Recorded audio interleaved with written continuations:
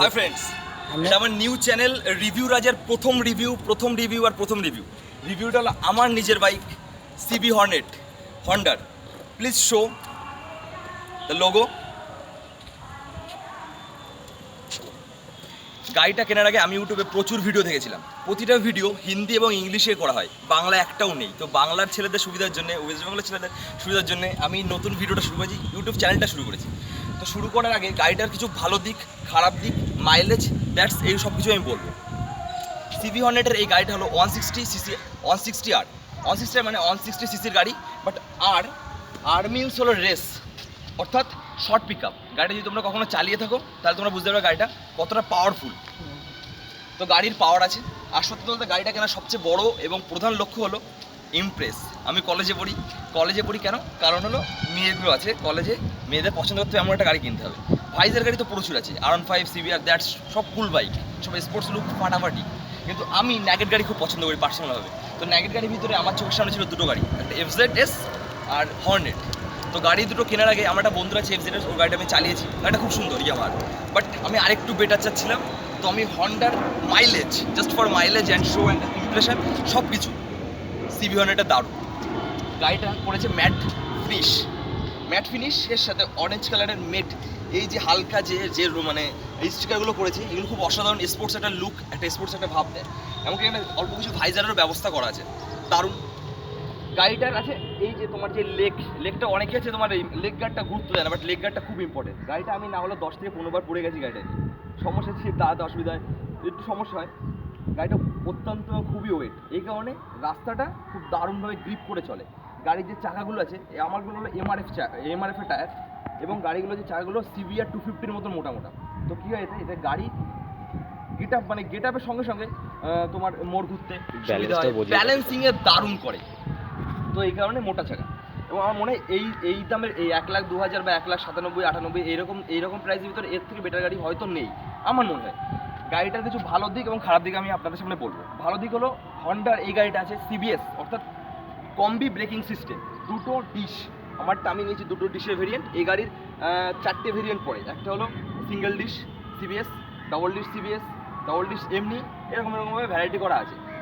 আরেকটা আছে এক্সপ্রেস এডিশনের সবুজ কালারের যে স্টিকারটা, সেটাও খুব সুন্দর লাগে দারুণ। গাড়িটার যে স্পেশালিটি আরেকটা হলো কমে ব্রেক তো আছেই, সঙ্গে টায়ারের ব্যাপার।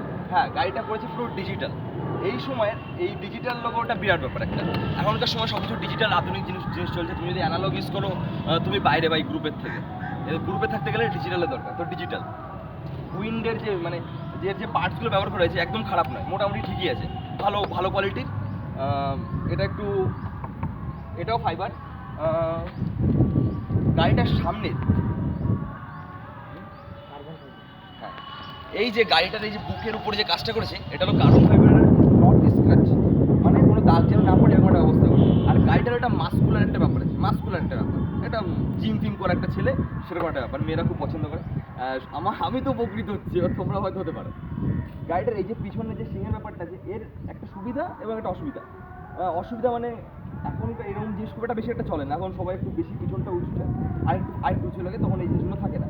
তো এর একটা সুবিধা হলো ফ্যামিলি যখন বাজার যা সামথিং কিছু করে নিয়ে আমি এর ভিতরে নিয়ে আসতে পারি, হেলমেট রাখতে পারি, কোনো সমস্যা হয় না।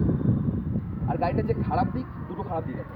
একটা হলো গাড়িটার ইঞ্জিনটা প্রচুর গরম হয়ে যায়, যদি 60-70 কিলোমিটার আমি চলি, তারপর গাড়িটা একটু তাপ প্রয়োগ করে, মানে তাপ করে বা সমস্যা হয়।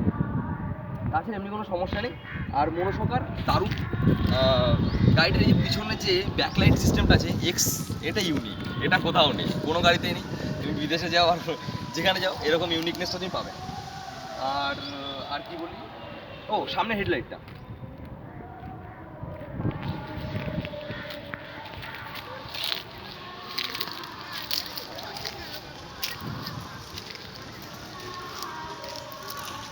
গাড়ির সামনের হেডলাইটটাও অ্যাট্রাকটিভ করেছে। তুমি যদি ভালো করে খেয়াল করে দেখবা কি সিভিআর যদি ভাইজার না থাকে, তাহলে ঠিক সেম এরকম একটা চোখ, এরকম একটা ব্যাপার। আর এখন সত্যতা বলতে তোমার অন্ধকারে যখন যদি গাড়ির চোখ না থাকে তাহলে দেখতে সুন্দর লাগে না। তো গাড়ির এখানে দুটো চোখের ব্যবস্থা করা আছে, যেগুলো চলে, আমি দেখানোর চেষ্টা করছি, বোঝায় নাকি। চলো, দুটো চোখ জ্বলে, এটা রাত্রেবেলা আরও অনেক বেশি সুন্দর লাগে দেখতে। গাড়িটার সাউন্ডটাও বেশ সুন্দর। আর ওটা কত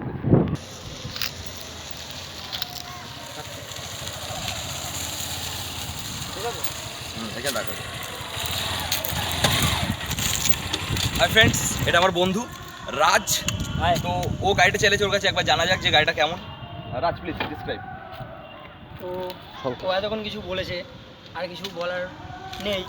তো চালিয়ে খুবই মানে কি বলবো, খুবই আরামদায়ক গাড়িটা, সত্যি খুবই ভালো। তো সবাই যদি কিনতে চাও এই গাড়িটাই কিনো, ঠিক আছে। না সবারই মানে কি কি আর বলবো, সবাই এতক্ষণ বলেছে, তো আর কিছু বলার নেই। গাড়িটা সত্যি খুবই ভালো। থ্যাংক ইউ রাজ। আসলে তোমরা যদি 1 লাখের ভিতরে কোনো গাড়ি কেনার চিন্তা ভাবনা করো, তাহলে এফজেড একটা নেগেটিভ এটা গাড়ি, বাট আমি এটা রিকমেন্ড করবো কারণ এটা হন্ডা লোগো। মাইলেজটা বলে আর মাইলেজ হলো 45 থেকে 50, বাট কোম্পানি বলছে যে 60 দেবে, বাট 60 দেবে না। সেকেন্ড সার্ভিসের কথাটাও বলি। সেকেন্ড সার্ভিস, থার্ড সার্ভিসের পরে গাড়ির এমনি মাইলেজ প্রথম সমস্যা থাকবে, বাট তারপরে পুরো পারফেক্ট হয়ে যাবে। হন্ডার ইঞ্জিন করলে বলে কথা, ইয়ার দারুণ তো হবে। তো আমার চ্যানেল রিভিউ রাজ যদি ভালো লাগে প্লিজ লাইক, শেয়ার, সাবস্ক্রাইব। আর থ্যাংক ইউ। বাই।